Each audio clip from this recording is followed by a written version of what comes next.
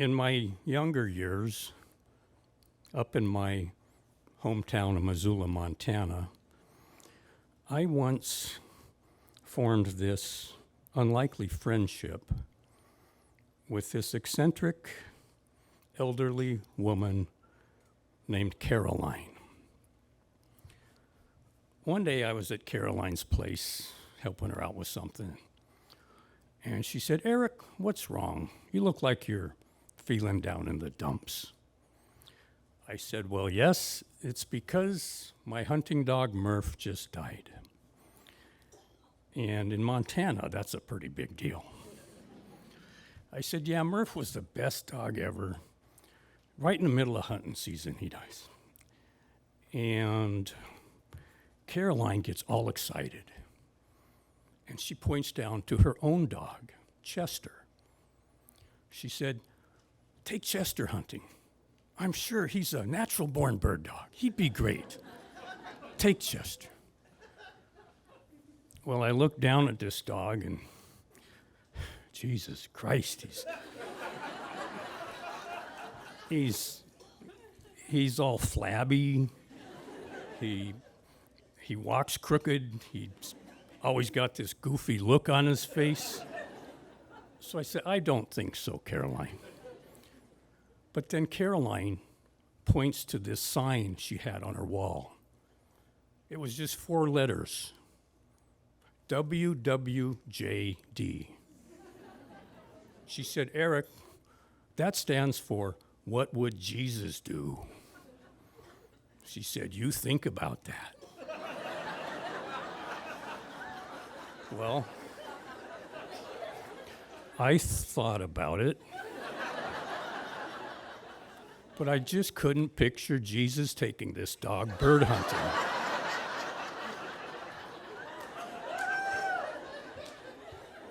But Caroline was so persistent, I finally gave in. I said, "Okay, I'll take Chester out this weekend." Well, I always like to keep my promises. So that weekend I took Chester, and God almighty, he'd bark at everything in sight, chasing all the birds away for miles around.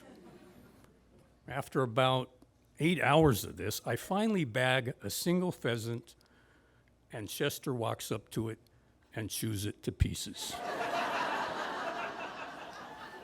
It's the worst hunting trip ever, all because of Chester. Well, I take Chester back to Caroline's that night. She said, "How did he do? I bet he did really great, huh?" Now, I always have prided myself on being honest. But I looked Caroline right in the eye and told the biggest lie I'd ever told in my life. I said, "Caroline, Chester's the best bird dog in Montana." About a week after this incident, Caroline's sister calls me with some tragic news.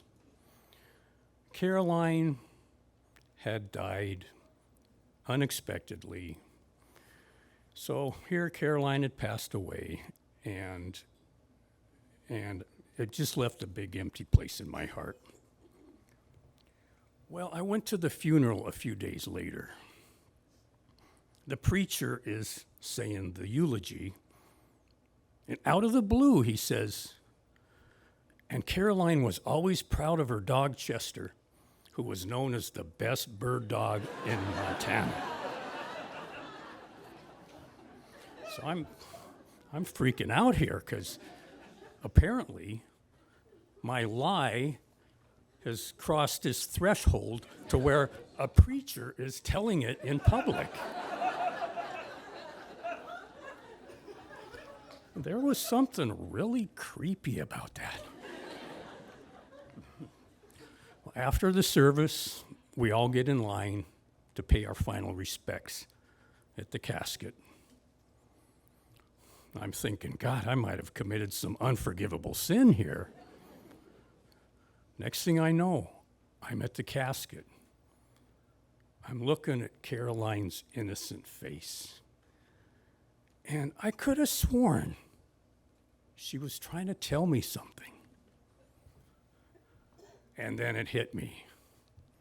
Eric, Jesus would have done the same damn thing.